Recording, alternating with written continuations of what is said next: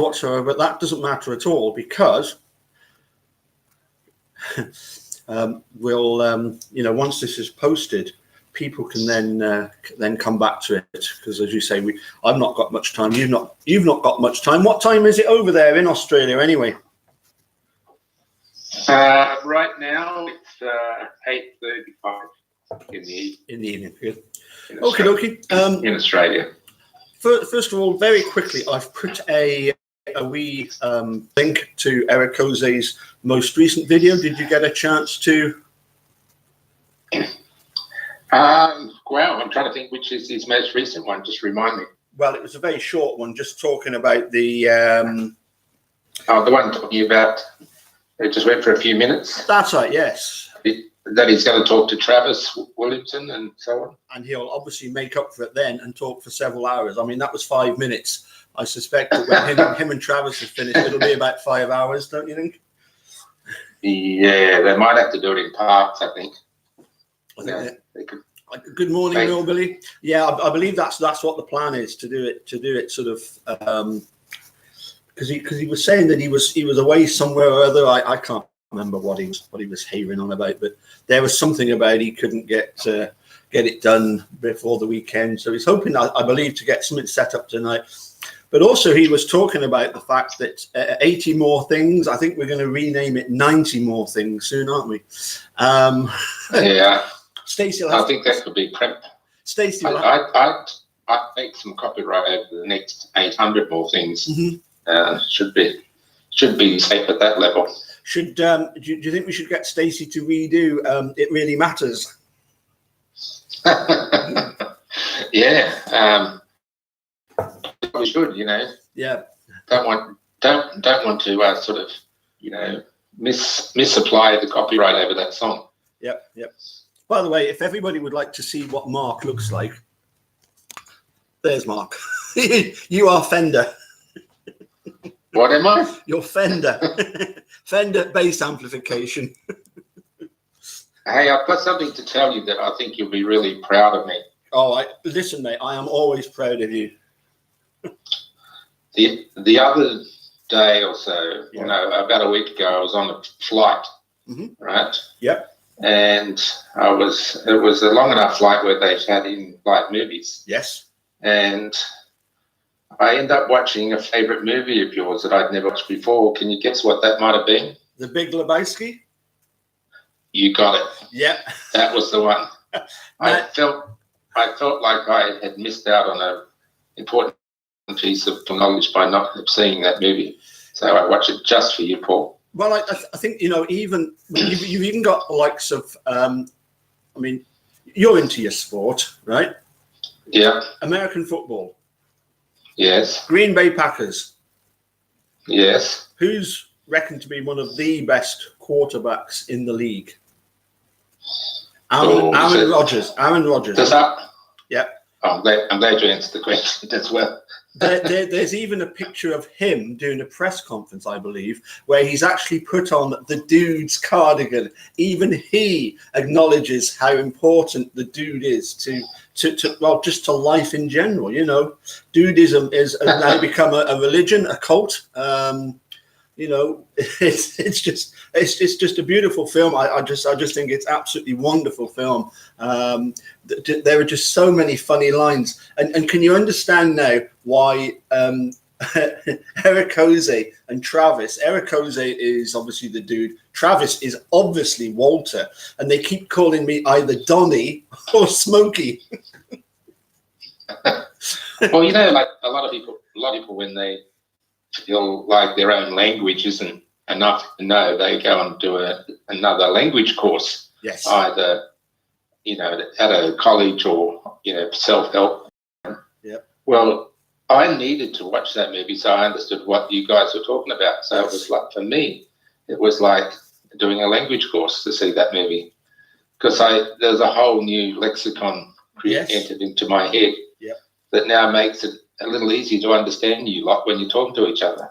Well, I mean, that one scene where the private investigator in the little blue Volkswagen gets out the car and says, you know, man, I really admire your work, you know, but I'm not gonna do anything with your with your lady friend, you know. And he says, she's not my lady friend. I've just helped her get pregnant.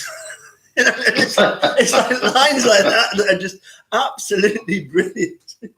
And the dude, he's just so laid back, and I suppose in a way our dude is the complete opposite of that. He is hyper all of the time, isn't he? You know, he's like a whirlwind. You know, you go shopping, you know, down the street, for example, and he's wanting to look in every single shop in Sydney and Melbourne to see, have they got Dr. Pepper? Have they got Dr. Pepper? Have they got Dr. Pepper? Have they got? It's non-stop, isn't it? You know.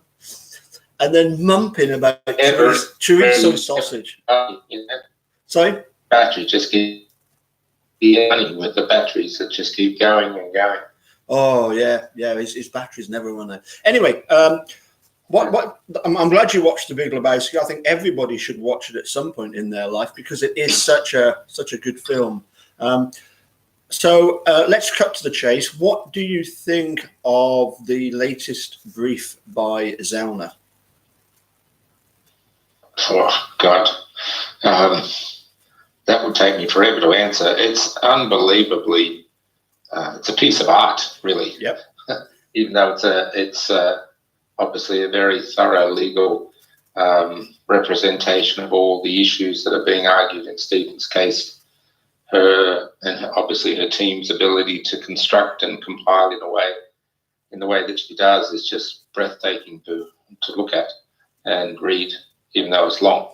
You know, Stephen's extremely fortunate to have someone of her caliber on his side, and it's extremely powerful, just on the factual side of things. So, yeah, it's a very fascinating document, and I think represents very well the issues that need to be argued before the Court of Appeals. Yeah. I'm just going to see if I can find one of the bits that was really good. Because I made a point of saving it. Or did I?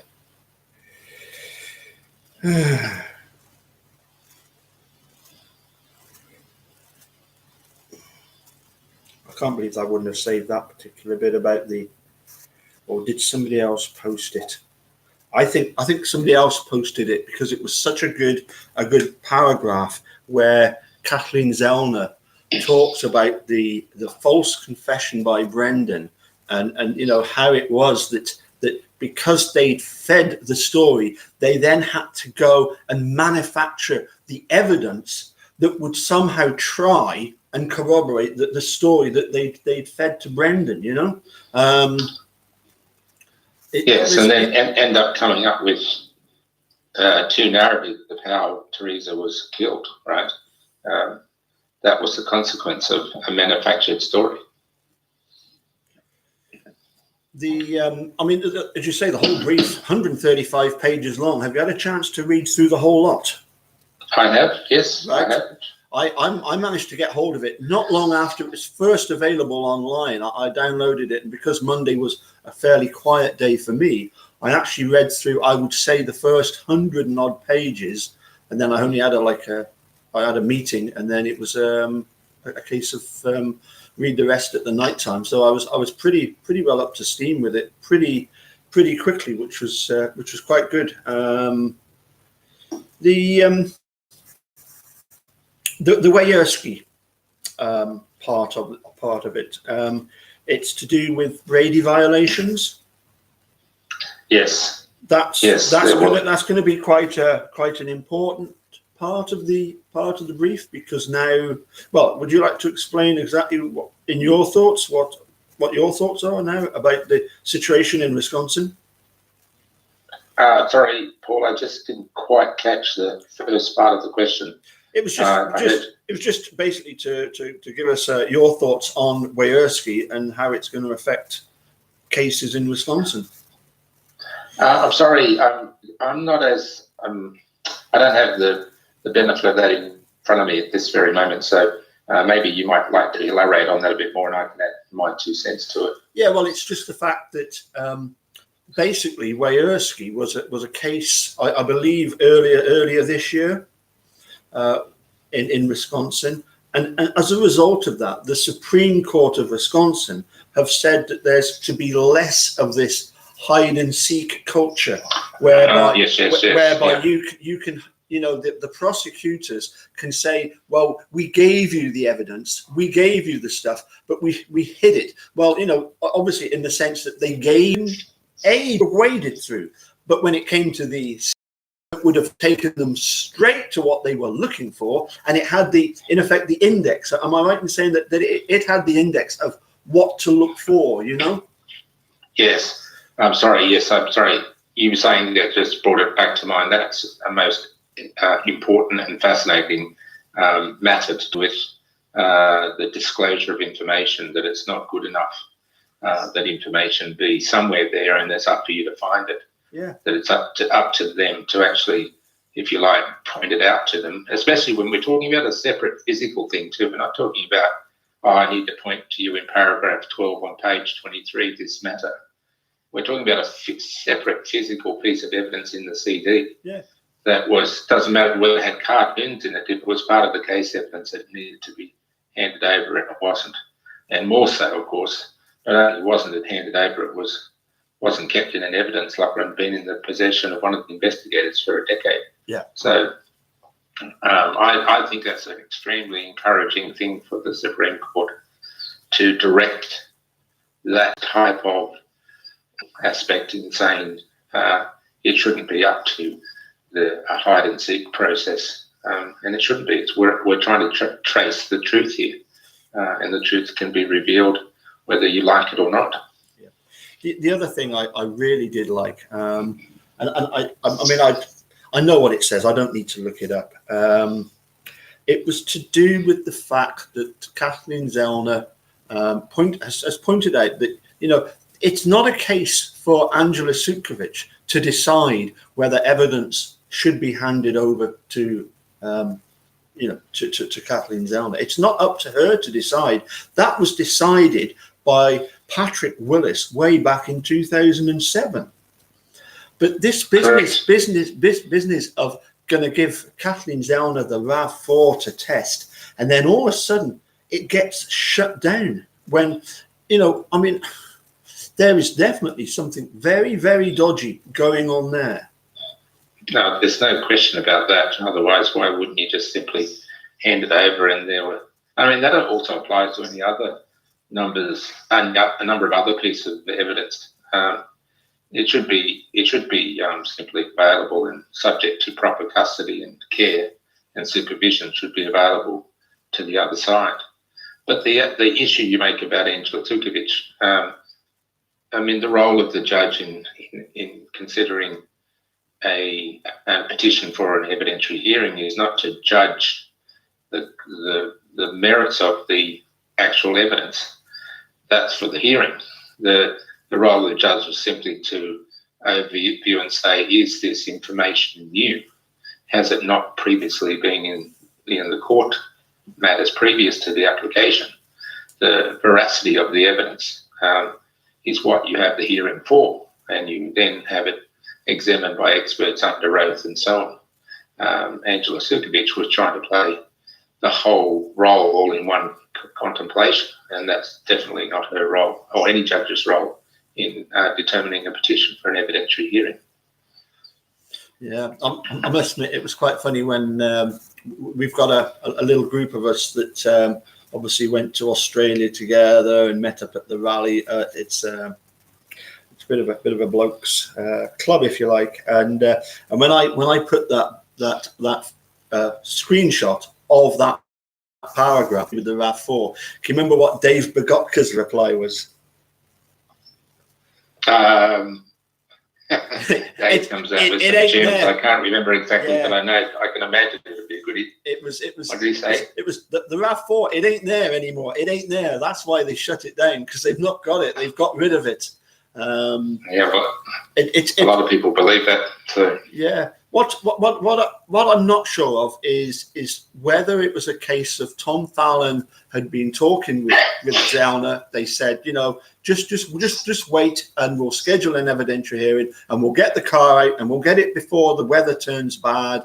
So just hold fire. Then he's gone and got in touch with Calumet, and Calumet have said, oh no, we can't have her get in the car. Quick. Get hold of Sutkovich and get her to shut this down straight away. I'm not sure if that was the process, or whether it was a case of Tom Fallon was just stringing Kathleen Zellner along. I mean, we hear that Kathleen Zellner thinks that Tom Fallon is a decent attorney. I mean, do you think he's a decent attorney? I certainly don't. No, I don't. I mean, I'm not saying in the totality of a person, I'm not saying there are parts of it, all of us, that are good. But in terms of his role as a law enforcement person and an attorney, he lied, and he knowingly lied about issues in the case of Brendan and Stephen. So I can't respect him at all as an attorney from that point of view. As for the issue of that analogy you just made about suddenly contacting Calumet and they go, oops, you better do something about this because we don't have the car. Yeah. Is that possible? Yep, I think so. Is in fact that what happened? I don't know, but I just go back to the basics. Why don't they just produce a photograph and some sort of statement saying the vehicle is here, to take that issue off the table as far as the question of whether it exists or not. I mean, that's going to be found out quick enough, but it'd make life a lot more easier if they just let it be examined. Yeah. What I can't understand though is this. I mean, look, Kathleen Zellner is going to pay for all the testing. If they need people to come in and lift this box out of the ground, she's prepared to do this. So I don't understand what the sticking point was. Why did Tom Fallon need to get in touch with anybody and sort of try and organise to get the box out? It's just a case of, yes, Kathleen, come along whenever you're with a few construction guys, and you can get access to it.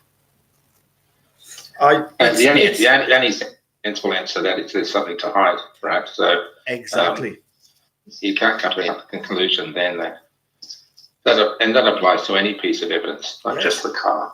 Yeah. So it should all be available, subject to being properly supervised and taken control of. Yeah. It was good enough in the bullet over, as it was. Yeah.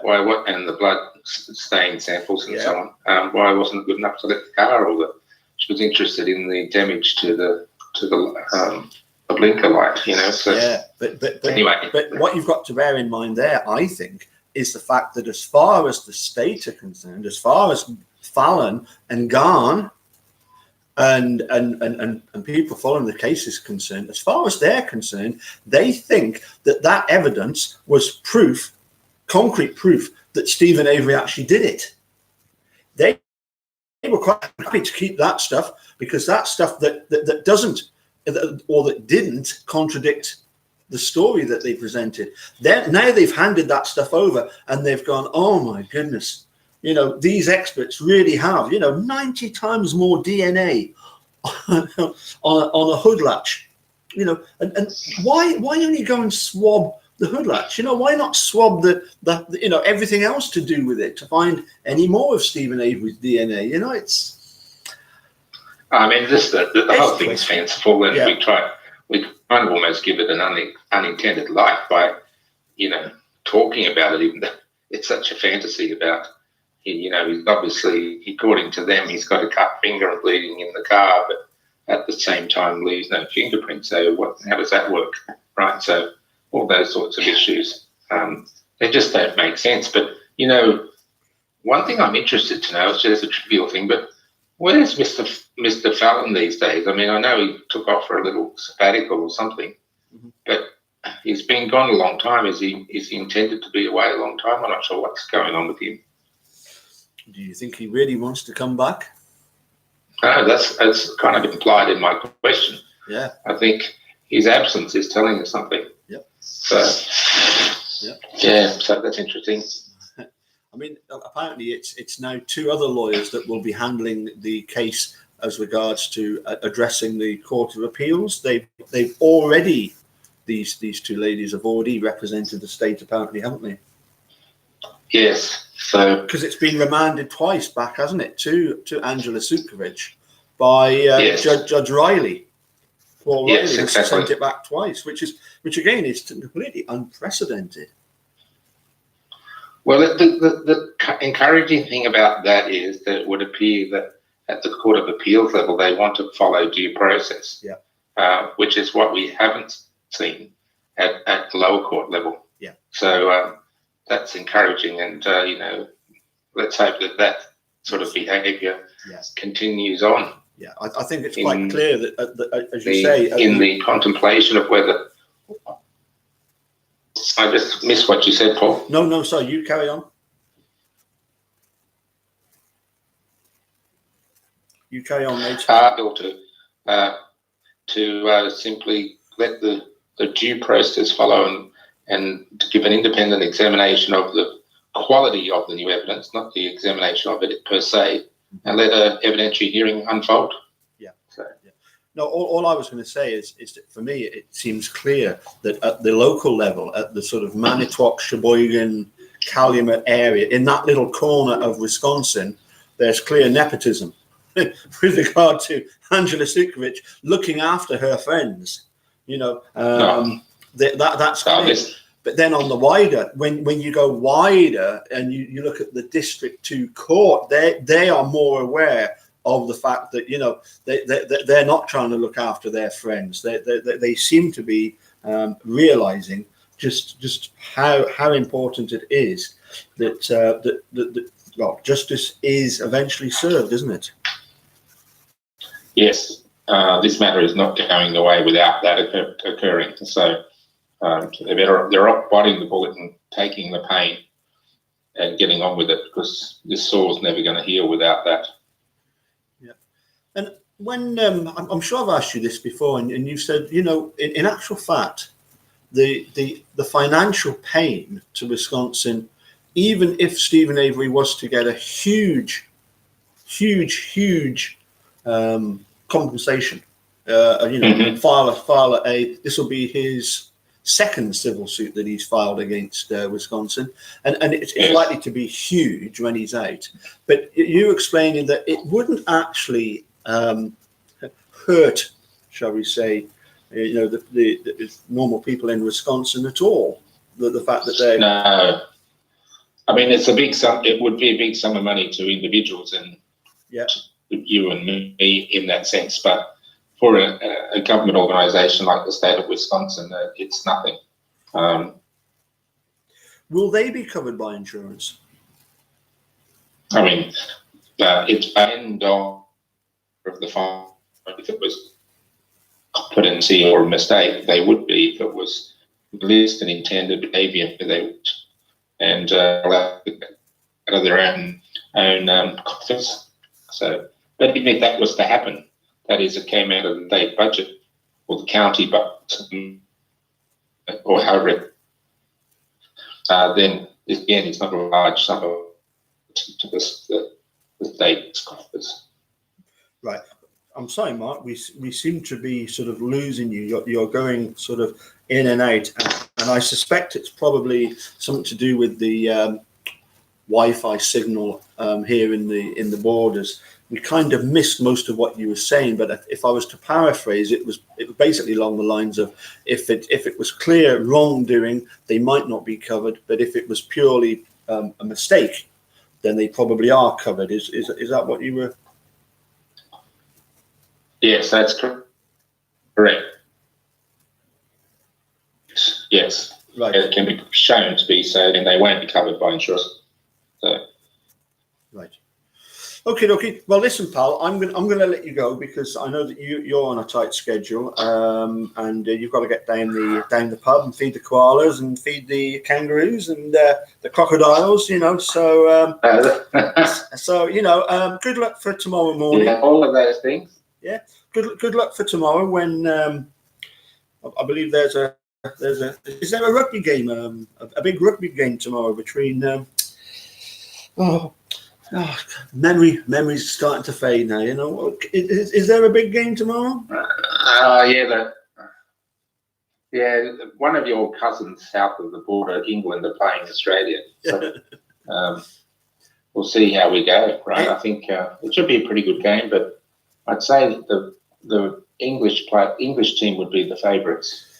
I think Australia have actually got a lad that's going to be playing for them in the backs who is 19 years old, and he is the only person ever to play in a World Cup quarter-final that was born this century. Oh, really? That's interesting. Because he's 19, so therefore, you know, he was born in the year 2000. So you know, it's going to be. I mean, you know, look, the one thing we know about Australia is that they one thing, well, several things we know about them. One, they're never going to give up. They are going to keep fighting.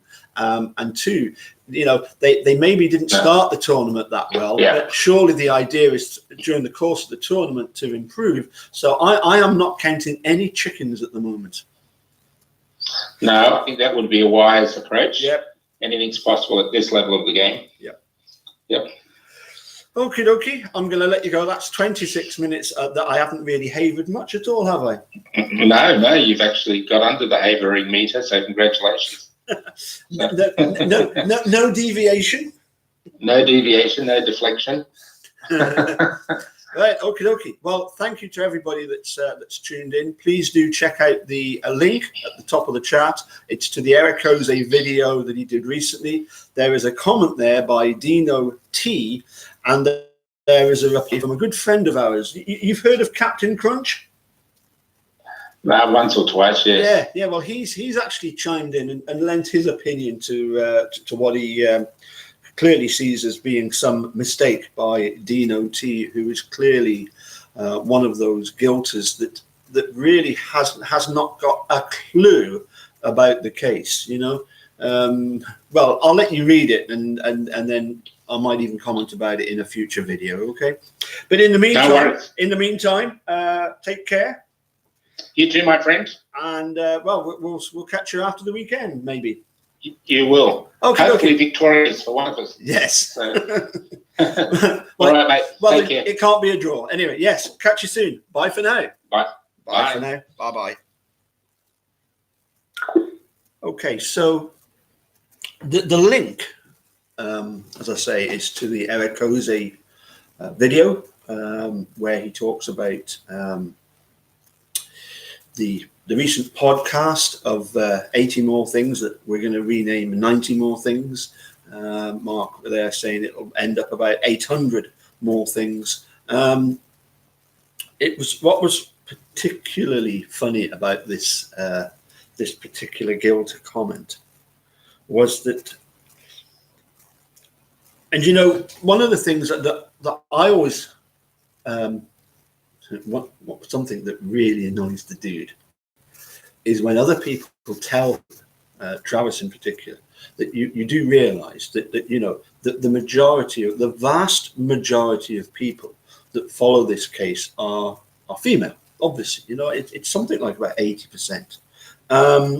And so Dino T, I don't know if it's a he or a she, but based on the fact that 80% are she, I'm going to refer to Dino T as a she. And let's get the comment up from that. Let's have a look at it. I thought this was quite interesting. Dino T wrote, I just watched old news footage, some them unseen. I don't know what she's trying to say there. And Stephen Avery slipped up and confessed to the murder. They asked him what he would say to the Holbach family, and he said, I'm sorry, that's their daughter. He never said, I hope they catch the killer, probably because he knew they already had the killers in custody, him and Braden. A comment would be appreciated, Dino. It would certainly help make more sense of it.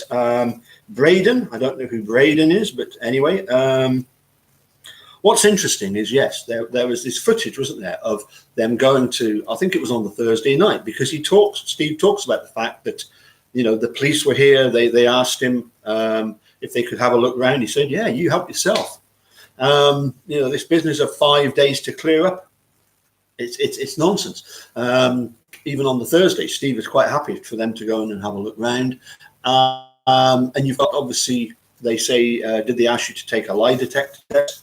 And yeah, there is that footage of him saying, you know, what would you say to the Holbachs, you know? And he said, you know, that would be really bad if you know, if that it's, you know, the Holbachs must be feeling really bad about it, you know. But that interview, well, there's no way that there would have been footage of Stephen Avery and Brendan Dassey in custody. So I think Dino has got timelines completely confused. I don't think there's any doubt about that. But as I say, what I did like was that Captain Crunch weighed in. I'm not going to go any further. Let you have a read of it. The link is at the top. Go and check out Captain Crunch's comments, and we'll catch you again later on. Okay, so bye for now.